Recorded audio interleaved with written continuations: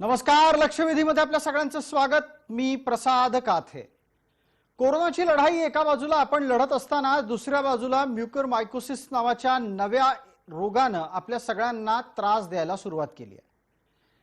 त्रास सगळ्यात मोठा हा भीतीचा आहे. जितकी भीती आत्ताच्या घडीला कोरोनामुळे निर्माण झाली आहे त्या भीतीत वाढ करण्याचंच काम म्युकरमायकोसिसमुळे झालंय.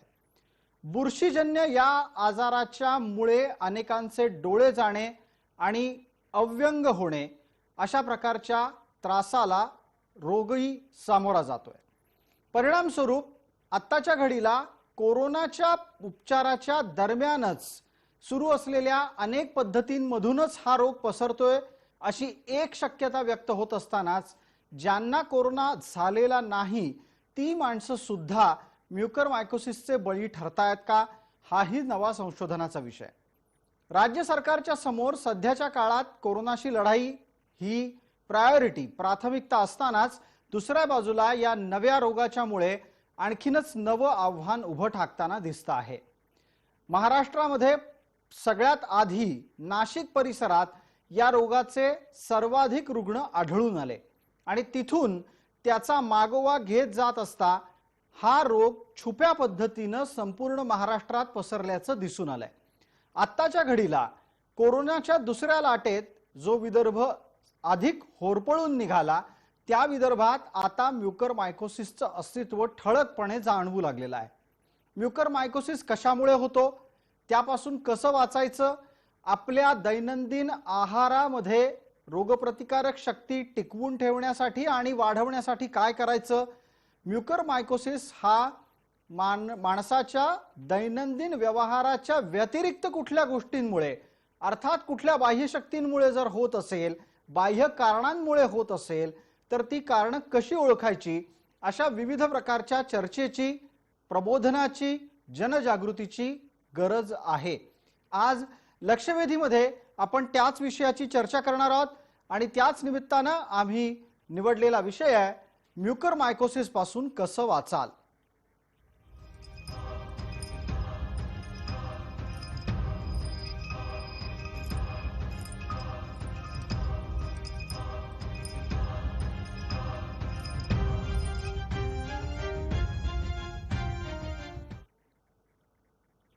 या चर्चेत आपल्याबरोबर सहभागी होणारे मान्यवर कोण आहेत त्यांचा मी आपल्याला पटकन परिचय करून देतो. आपल्या सोबत महाराष्ट्राचे माजी आरोग्यमंत्री डॉक्टर दीपक सावंत आहेत, आरोग्य विश्लेषक डॉक्टर अविनाश बाणाईत आहेत, राष्ट्रवादी काँग्रेसचे प्रवक्ता डॉक्टर नरेंद्र काळे आहेत, आरोग्य विश्लेषक डॉक्टर अविनाश बोंडवे आहेत.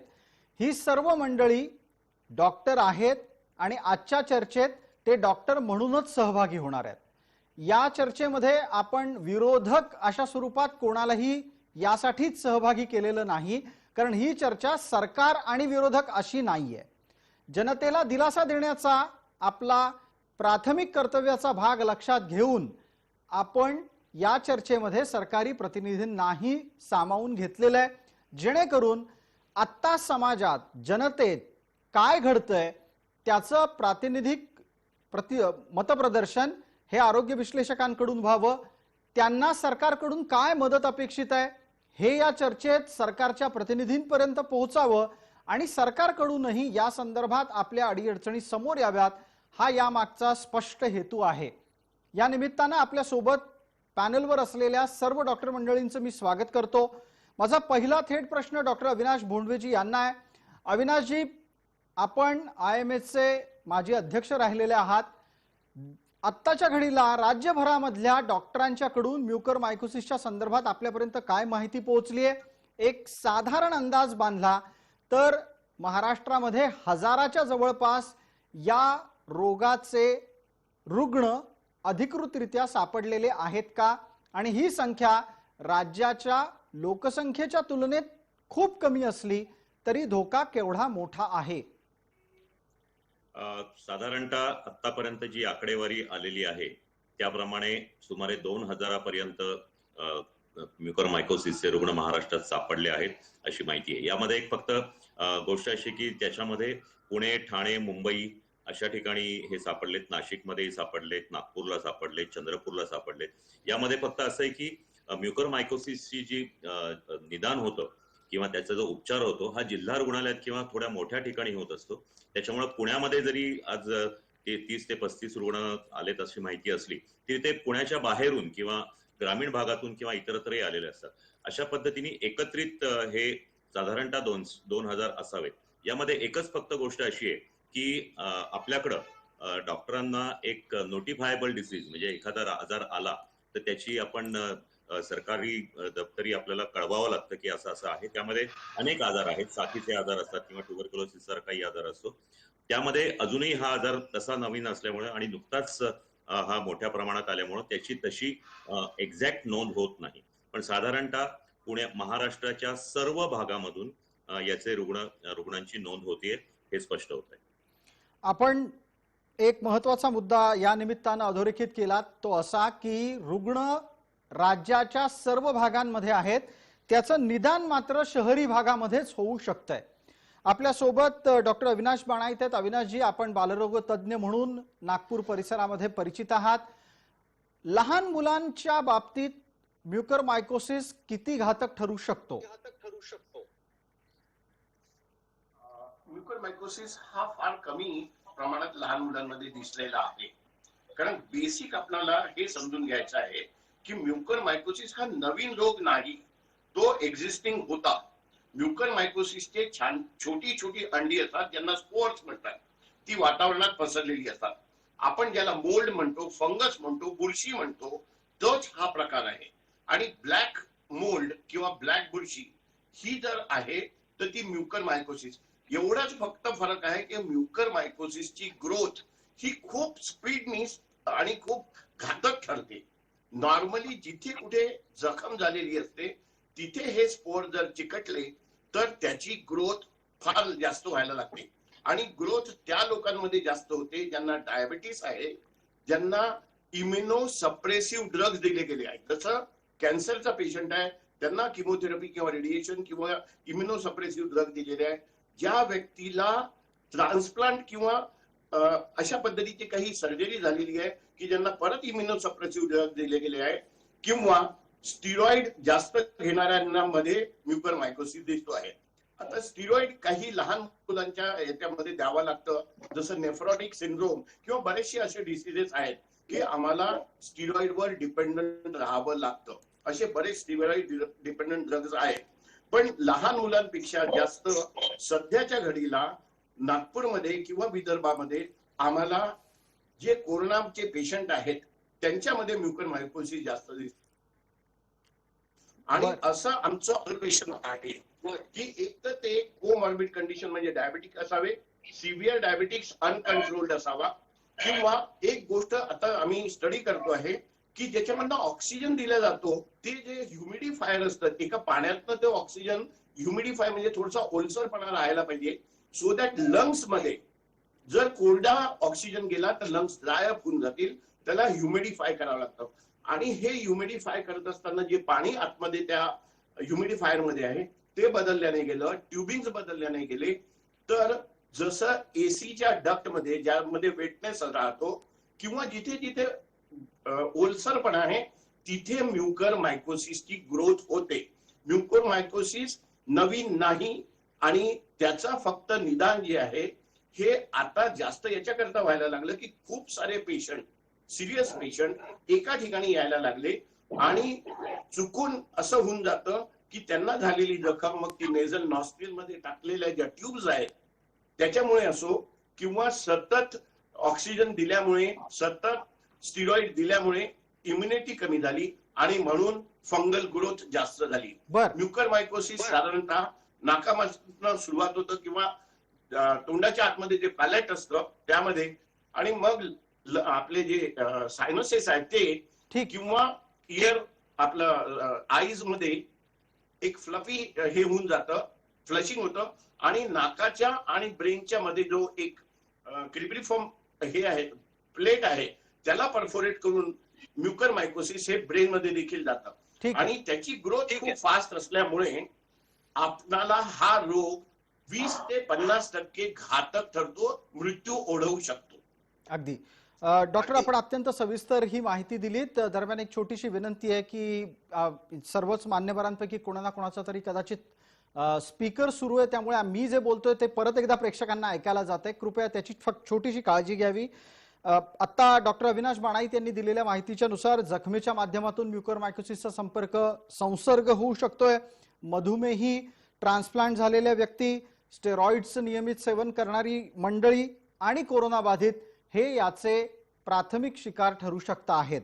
आणखीन एक महत्वाचा विषय या निमित्तानं डॉक्टर बाणाईत यांनी मांडला. मी या सगळ्या गोष्टींची पुनरावृत्ती याच्यासाठी करतोय कारण प्रेक्षकांना त्या गोष्टी लक्षात याव्यात आणि काळजीच्या दृष्टीनं त्यांच्यात सतर्कता असावी. सातत्यानं ऑक्सिजन घेणारे लोक, ऑक्सिजनच्या मुळे शरीरात नळी गेल्यानंतर अवयवाला झालेल्या जखमा, वैद्यकीय ऑक्सिजनच्या नियमित आणि सहज वहनाच्या साठी नळ्यांमध्ये तयार केलेली आर्द्रता, या सगळ्या गोष्टी या म्युकरमायकोसिसच्या जंतूंच्या जन्मासाठी आणि वाढीसाठी पोषक ठरतायत. आतापर्यंत म्युकरमायकोसिस हा विषय नवीन नव्हता. वैद्यकीय क्षेत्रासाठी काळी बुरशीच्या नावाने तो परिचित होता. आता त्याचा जो नवा फॉर्म समोर आलाय तो जास्त घातक आहे, आव्हानात्मक आहे. आता पुढचा प्रश्न हा डॉक्टर दीपक सावंत यांना आहे. सावंत साहेब, ज्या पद्धतीनं या रोगाची विशेषणं दिली गेली, या रोगाच्या संदर्भातले आतापर्यंतचे कारण आणि त्या अनुषंगाने त्याच्या बाबी समोर आणल्या गेल्या, ते पाहता कोविड सेंटरमध्ये कोणत्या प्रकारच्या काळजीची तातडीनं गरज आहे?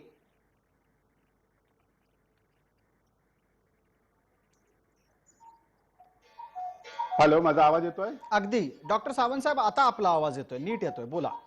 ओके. कोविड सेंटरमध्ये काय गरज आहे असा आपण मला प्रश्न विचारला. सर्वात प्रथम म्हणजे हा बुरशीजन्य आजार असल्यामुळे स्वच्छता ही सर्वात महत्वाची आहे. कोविड सेंटर मधली स्वच्छता ही 100% झाली पाहिजे असं माझं मत आहे.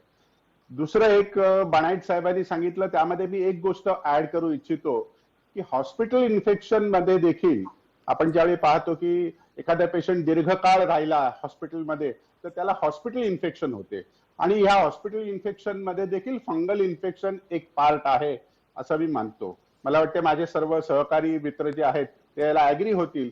तर जो काही एसी मधून जो काही आपल्याला झोत येत असतो किंवा वातावरण जे असते त्यामुळे ह्या प्रकारच्या अशा प्रकारच्या गोष्टी घडू शकतात. त्यामुळे तो एक कारणाचा भाग आहे. दुसरं महत्वाचं आहे की ह्या कोविड सेंटरमध्ये मी जे काही बघितलंय, कोविड सेंटरमध्ये झाडू मारला जातो, व्हॅक्युम क्लिनरने साफ केलं जात नाही. शहरामध्ये हे शक्य आहे, ग्रामीण भागात कदाचित शक्य नसेल, याला मी ऍग्री करतो. पण ज्यावेळी झाडू मारला जातो त्यावेळी सगळे डस्ट पार्टिकल्स हे उडत असतात आणि ह्या आयसीयू सारख्या भागामध्ये किंवा बाकीच्या जिथे पेशंट राहतात त्या भागामध्ये हे डस्ट पार्टिकल उडत असतात. त्यामुळे देखील आणखीन वातावरणातली जी काही इन्फेक्शन असते ते वाढण्याचा संभव असतो आणि त्यामध्ये एक बुरशीजन्य पदार्थापासून जे म्युकरमायकोसिस सारखा आजार देखील त्याला एक कारणीभूत होऊ शकतो. आणि जसं आता बाणाईत साहेबांनी सांगितलं की हा आजार तेवढा घातक नाही, पण हा आजार नुसता महाराष्ट्रात नाहीये. हा आजार गुजरातमध्ये देखील आहे, बँगलोरमध्ये देखील आहे, देशातल्या सर्व, दिल्लीमध्ये देखील आहे, देशातल्या सर्व भागामध्ये हा आजार आहे. त्यामुळे याची काळजी घेणं अत्यंत आवश्यक आहे आणि प्रत्येक पेशंट रुग्णांनी आपली स्वच्छता ठेवणं अत्यंत आवश्यक आहे. मग डायबेटिक पेशंट असेल, साधा पेशंट असेल, त्याला डायबेटिक कोमॉर्बिडिटी नसली तरी त्यांनी स्वतः ज्यावेळी ऍडमिट असतो कोविड सेंटरमध्ये त्यावेळी त्यांची मुखाची स्वच्छता, नाकाची स्वच्छता, हाताची स्वच्छता, कारण नखामधून देखील अशा प्रकारचा प्रादुर्भाव होऊ शकतो. त्यामुळे नखांची देखील स्वच्छता करणं अत्यंत आवश्यक आहे. अगदी. आपण कोविड सेंटर मधल्या स्वच्छतेवर भर दिलात. डॉक्टर नरेंद्र काळे, या निमित्तानं आपल्याला तमाम कोविड सेंटर्ससाठी काही दिशानिर्देश देता येतील का? आणि दुसरा महत्वाचा मुद्दा डॉक्टर दीपक सावंतांनी उपस्थित केला तो व्यक्तिगत स्वच्छतेचा. याबाबत जनजागृती करणं गरजेचं आहे आणि ती वारंवार करत राहणं गरजेचं आहे. डॉक्टर काळे, मी या सर्व मान्यवरांनी व्यक्त केलेल्या माहिती बरोबर काही माहिती आणखीन देऊ इच्छितो. पहिल्यांदा एक तर म्युकरमायकोसिस हा ओरल कॅव्हिटी, नेझल कॅव्हिटी याच्या संदर्भातील रोग आहे. मी स्वतः डेंटिस्ट आहे. पहिल्या लाटेनंतर देखील मी हे 2 पेशंट पाहिले होते. औरंगाबादमध्ये डॉक्टर विजय देशमुख या ओरल सर्जन्सनी मला दाखवले होते. 2 महिन्यापूर्वी आमच्या स्वतःच्या क्लिनिकमध्ये एक पेशंट त्याचा डायग्नोस झाला होता. म्हणजे फक्त मुंबई पुण्यातच नाही, मी ज्या तालुका प्लेसला राहतो तिथेही पेशंट्स आहेत. दुसरी सांगण्याची डॉक्टर गोष्ट काळे, म्हणजे डॉक्टर की काळे, एकच मिनिट. याच्यामध्ये डॉक्टर काळे, माफ करा, मी यासाठीच आपल्याला थांबवतोय कारण आपला पूर्ण एको येतोय ऐकायला. आपण जे बोलताय ते पुन्हा पुन्हा फिरून वाक्य दोनदा तीनदा ऐकायला जात आहे. त्यात काही सुधारणा आपण जर करू शकलात तर खूप बरं होईल. आणि त्याच दरम्यान आपण हे सांगत होतात की कशा पद्धतीनं कोविड सेंटरच्या सुरक्षिततेबाबत, स्वच्छतेबाबत आपण काय करू शकणार आहात आणि व्यक्तिगत स्वच्छता आणि सुरक्षिततेच्या बाबत. मला वाटतं डॉक्टर काळे आपली अडचण आता दूर झाली असेल तांत्रिकदृष्ट्या, आपण बोलायला सुरुवात करावी. हा, ऐकू येत आता व्यवस्थित? अजूनही डॉक्टर काळे तो प्रश्न मिटलेला नाहीये. मी एकदा परत आपल्याला संपर्क प्रस्थापित करतो. दरम्यान या मुद्द्यावर डॉक्टर बाणाईत यांना बोलायचं आहे. एकदा त्यांच्याशी बोलून मी परत डॉक्टर काळे आपल्यापर्यंत येतोच आहे. डॉक्टर सावंत, मी बरीच इन्फॉर्मेशन दिली. कोविड सेंटर मध्ये एक गोष्ट अनेक लक्षात आली. मॅट्रेसेस, गाद्या, अंथरुण हे ओलसरपणा त्या पेशंटचा राहतो आणि त्याच्यावर देखील मोल्ड फंगस वाढती आहे. त्यामुळे एक खूप महत्वाचा पॉइंट आहे की एक पेशंट डिस्चार्ज झाल्यानंतर त्याची मॅट्रेस ही उन्हामध्ये 1 दिवस 2 दिवस भरपूर उन्हामध्ये वाळत ठेवावी आणि त्याला डिसइन्फेक्ट करावं. कारण मॅट्रेसेस वरची फंगस ही देखील म्युकरमायकोसिस करता ठरते. These are the practical aspect जे अजूनपर्यंत टेक्स्टबुक मध्ये मेन्शन झालेले नाही. परंतु जसं मी सांगितलं की नेझल ट्यूबिंग आणि बेडशीट्स, पिलो कव्हर्स, पिलोज ह्या देखील उन्हात ठेवून त्याच्यावरच्या मोल्ड्सला डिस्ट्रॉय करण्याचा किंवा डिसइन्फेक्ट करण्याचा प्रयत्न करावा. अगदी. डॉक्टर अविनाश बाणाईत यांनी एक अत्यंत प्रॅक्टिकल स्वरूपाचं, व्यवहार्य अशा स्वरूपाचा उपाय आपल्याला सुचवलेला आहे. त्याचा पुन्हा एकदा मी तो अधोरेखित करतो. तो असा आहे की कोविड सेंटरमध्ये रुग्णांच्या बिछाण्याला 1 पूर्ण दिवस कडक उन्हामध्ये वाळवणं गरजेचं आहे. आपल्याला सगळ्यांनाच यापूर्वी अशा प्रकारच्या उन्हामध्ये गाद्या, अंथरुणं वाळवण्याचा, पांघरुणं वाळवण्याचा अनुभव असू शकतो. कोविड केंद्रामध्ये जिथे बहुतेक वेळ एसी सातत्यानं कार्यरत असतो तिथे सुद्धा या प्रकारचा उपाय अंमलात आणावा असा सल्ला डॉक्टर अविनाश बाणाईत यांनी दिलाय. डॉक्टर काळे, मगाशी आपलं बोलणं काही तांत्रिक कारणांमुळे राहिलं. आपण आपल्या मुद्द्यावर यावं. मला एक ऑब्झर्वेशन आपल्याला सांगायचंय की फक्त हॉस्पिटलमध्येच पेशंट नाही, जे होम आयसोलेशन मध्ये पेशंट होते, ज्यांनी स्टिरॉइड पण घेतलेला नाहीये, असे देखील पेशंट म्युकरमायकोसिसचे आढळलेले आहेत. माझे एक ओरल सर्जन मित्र आहेत, त्यांनी 48 सर्जरी केल्या, त्यातले 20 पेशंट हे होम आयसोलेशन मध्ये होते. म्हणजे त्यांनी ऑक्सिजन पण घेतलेला नव्हता किंवा स्टिरॉइड पण घेतलेले नव्हते. त्यामुळे याच्यावर आणखीन त्याच्यावर संशोधन होणं गरजेचं आहे. आणि मी तशी विनंती केलेली आहे की टास्क फोर्सनी याबाबत आणखीन माहिती डॉक्टरांना पण द्यावी आणि हा प्रिव्हेंट करण्यासाठी देखील रुग्णांना देखील ही अधिक माहिती देणं गरजेचं आहे. म्हणजे जे काही दिसतंय त्याच्यामध्ये वेगवेगळ्या प्रकारच्या केसेस यामध्ये दिसत आहेत. अगदी. डॉक्टर नरेंद्र काळे यांनी सांगितले की टास्क फोर्सनं या प्रकरणामध्ये लक्ष घालावं. डॉक्टर नरेंद्र काळे आणि दीपक सावंत हे तांत्रिकदृष्ट्या एकाच वेब लिंकवर असल्यामुळे कदाचित काही ऑडिओचे प्रॉब्लेम येत आहेत. आपण ते सुधारून घेऊ. दरम्यान अविनाश भोंडवे यांच्याशी संपर्क करूयात.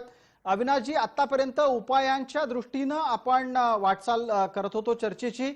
यामध्ये एक मुद्दा उपस्थित करावासा वाटतो. तो असा आहे की सर्वसामान्य माणसाच्या मनात कोरोनाच्या जोडीला आता या म्युकरमायकोसिसची पण भीती ही जोडली जायला लागलेली आहे. हा भीतीचा फॅक्टर, भीती नामक विषाणू हा काढून कसा टाकता येईल? यामध्ये साहजिकच आपण आज हा जो विषय घेतलाय त्याबद्दल खरोखरच एक महत्वाची गोष्ट आहे. यामध्ये जनजागृती होणं हे खूप सर्वात आवश्यक आहे.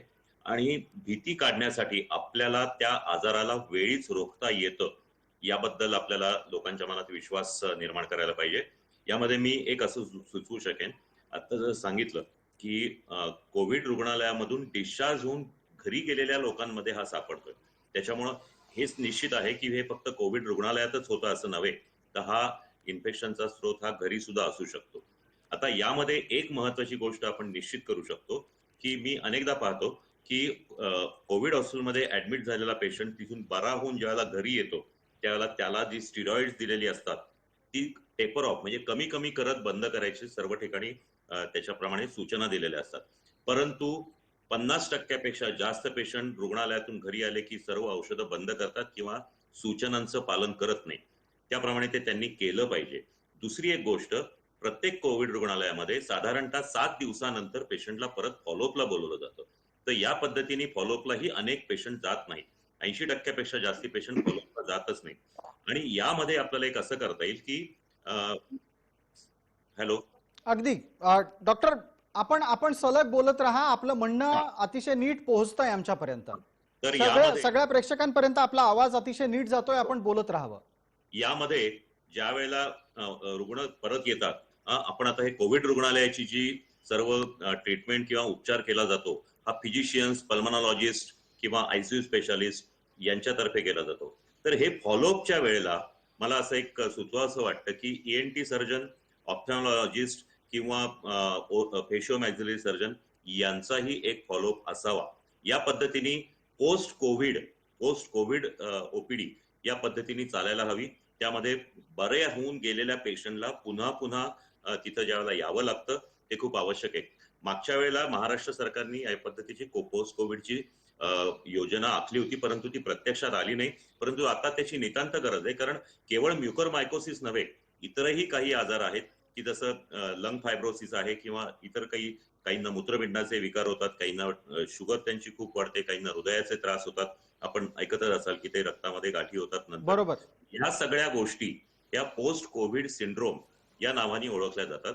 त्याच्यामुळं रुग्णालयामधून बरा होऊन झालेला पेशंट हा परत फॉलोअपला बोलवून या पद्धतीची एक ओपीडी ठिकठिकाणी व्हायला पाहिजे की जिथं हृदय विकार तज्ञ, फेशिओमॅक्झिलरी सर्जन, ENT सर्जन, ऑप्थॅल्मॉलॉजिस्ट हे किमान एकदा तरी पाहतील आणि त्याच्यामध्ये संशय वाटला तर त्या व्यक्तींना वेळीच उपाय केला जाईल. अगदी आणि अगदी. डॉक्टर अविनाश बोंडवे यांनी प्रकर्षाने एक गोष्ट समोर आणली, ती पोस्ट कोविडच्या संदर्भातली, अर्थात कोविडोत्तर आपलं वागणं कसं असावं याच्या संदर्भात आहे. त्यांनी प्रामुख्याने हे लक्षात आणून दिलेलं आहे की कोविडची ट्रीटमेंट, उपचार पद्धती घेतल्याच्या नंतर तुम्हाला जेव्हा घरी पाठवलं जाईल त्यावेळेला घरी गेल्याच्या नंतर बेशिस्तपणे वागू नका. अतिशय स्पष्ट शब्दात त्यांनी हे सांगितलेलं आहे. डॉक्टरांनी ज्या पद्धतीनं औषधं घेण्याचे सल्ले दिले आहेत आणि जीवन पद्धती ठेवण्याचे, दिनचर्या ठेवण्याचे सल्ले दिलेले आहेत ते पाळा, हे डॉक्टर अविनाश बोंडवे यांनी निदर्शनास आणून दिलेलं आहे. दुसरं, त्यांनी असंही सांगितलेलं आहे की नियमित चाचणी कोविडच्या उपचाराच्या नंतर सुद्धा गरजेची आहे. त्याबाबतही दुर्लक्ष करू नका. डॉक्टर दीपक सावंत यांचा एक याच प्रश्नाच्या संदर्भात मतप्रदर्शन करायचा मानस दिसतोय. एकदा त्यांना संधी देतो. डॉक्टर सावंत बोला. डॉक्टर भोंडवे साहेबांनी सांगितलं ते खूप बरोबर सांगितलं, म्हणजे त्याच्याबद्दल काही संशयच नाहीये. पण मी एक ऍड करू इच्छितो की कदाचित एलिमेंटरी कॅनाल म्हणजे गॅस्ट्रोइंटेस्टाइनल सिस्टीम इथे पण बुरशीजन्य आजाराचा प्रादुर्भाव होऊ शकतो, तसाच ब्रेन मध्ये देखील होऊ शकतो. तर पोस्ट कोविड मध्ये न्यूरोलॉजिस्ट चा समावेश आणि गॅस्ट्रोएंटरोलॉजिस्टचा समावेश होणं गरजेचं आहे पोस्ट कोविड याच्यामध्ये. आता ते शक्य नाहीये ग्रामीण पातळीवरती, पण तरी देखील हे सिम्पटम्स देखील विचारात घेणं गरजेचं आहे. आणि त्यासाठी एक SOP बनवणं, स्टँडर्ड प्रोटोकॉल सिस्टीम बनवणं, SOP बनवणं हे अत्यंत आवश्यक आहे की पोस्ट कोविड समस्या ज्या आहेत त्यामध्ये काय काय करावं याची एक नियमावली करणं अत्यंत आवश्यक आहे असं मला वाटतंय. आणि मला डॉक्टर सावंत, आपल्या लेखी त्या SOPत काय असलं पाहिजे? 1 2 3 4 5 अशा पद्धतीने आपल्याला पटकन 5 मुद्दे मांडता येतील का? हो, त्याच्यामध्ये न्यूरोलॉजिस्ट पासून तर डॉक्टर भोंडवेंनी सांगितलेले सर्व स्पेशालिटी म्हणजे मॅक्झिलोफेशियल असेल, स्पेशालिस्ट असेल किंवा मग तुमचा लंग स्पेशालिस्ट पल्मोनॉलॉजिस्ट असेल, कार्डिओलॉजिस्ट असेल, अशा प्रकारचे सर्व लोक पाहिजेत. आणि न्यूरोलॉजिस्ट असेल, अशा प्रकारचे सर्व लोक पाहिजेत असं माझं मत आहे. कारण हा आजार हा जीवघेणा आजार ठरू शकायच्या अगोदरच आपण नीट पावलं उचललेली बरी. अगदी. डॉक्टर नरेंद्र काळे या चर्चेतला एक मुद्दा आपल्यापर्यंत घेऊन येतो आणि तो आहे स्वच्छतेच्या संदर्भातला. कोरोनाच्या बाबतीत सुद्धा प्रतिबंधात्मक उपाय म्हणून स्वच्छता आणि संरक्षण या 2 गोष्टी सांगितल्या गेल्या होत्या. वारंवार हात धुत राहणे, मास्क वापरणे आणि हात सॅनिटाईज करत राहणे या गोष्टी सांगितल्या जात असताना सुरक्षित अंतराचा मुद्दा सुद्धा पाळायला लोकांना सांगितला होता. म्युकरमायकोसिसच्या बाबतीत सुद्धा अशा प्रकारची कुठली एसओपी समाज जीवनात वावरणाऱ्यांना देता येईल का? घरात कसं असावं, घराबाहेर पडल्यावर कसं वागावं? निश्चितच आता त्याची गरज निर्माण झालेली आहे. त्याच्याबाबत टास्क फोर्स देखील विचार करत आहे, म्हणजे महाराष्ट्र शासन देखील त्याच्याबाबत निर्देश देणार आहे. त्याचबरोबर आम्ही मी स्टेट डेंटल काउन्सिलचाही अध्यक्ष आहे, आम्ही सुद्धा एक एसओपी तयार करतोय. त्याचबरोबर मॅक्झिलोफेशियल सर्जनची जी असोसिएशन आहे त्यांच्याशी माझं आज बोलणं झालं. प्रोस्टोडॉन्टिस्ट म्हणजे जे नंतर काम करावं लागतं सर्जरी नंतर, ते लोक सुद्धा एकत्र येऊन एक एसओपी तयार करतायत आणि त्यामुळे की सामान्य लोकांनाही त्याचा फायदा होईल. 2 वेगवेगळे एसओपी आपल्याला करावं लागणार आहेत. एक सामान्य लोकांनी काळजी घ्यायची आणि जे डॉक्टर्स आहेत म्हणजे अगदी ग्रामीण लेवलवरचे जे डॉक्टर आहेत त्यांना याचं डायग्नोसिस लवकर करता यावं, कारण अर्ली डायग्नोसिस खूप महत्वाचं आहे या ट्रीटमेंटमध्ये. म्हणजे सुरुवातीला जर मॅक्झिला इन्व्हॉल्व असेल तर ते वाढत ब्रेन पर्यंत जाण्यापेक्षा त्याच वेळेस ट्रीटमेंट झाली पाहिजे. त्यामुळे या जनरल प्रॅक्टिशनरला देखील एक एसओपी करणं गरजेचं आहे की लवकरात लवकर निदान होऊन तो स्पेशालिटी डॉक्टरकडे त्याला लवकरात लवकर आपल्याला पाठवता यावं. बर, आपल्या लेखी या एसओपीच्या साठी किती दिवस घेईल राज्य सरकार? म्हणून आज 1-2 दिवसात यायला पाहिजे. 1 ते 2 दिवसामध्ये अशा प्रकारची एसओपी आली पाहिजे. अर्थात म्युकरमायकोसिसच्या प्रतिबंधाच्या साठी काय प्रकारचं वर्तन असावं, कोणती खबरदारी घ्यावी आणि समाज जीवनामध्ये कोणती पथ्य पाळावीत या संदर्भातली राज्य सरकारची सूचना आपल्या सगळ्यांना पुढच्या 2 दिवसात मिळेल असं डॉक्टर नरेंद्र काळे म्हणतात. वेळेच्या मर्यादेपोटी या भागाची छोटीशी विश्रांती घेण्याची वेळ आली आहे. आपण पटकन लक्षवेधीमध्ये काही काळासाठी थांबतोय. एक छोटी विश्रांती घेऊन लगेचच परत येतोय.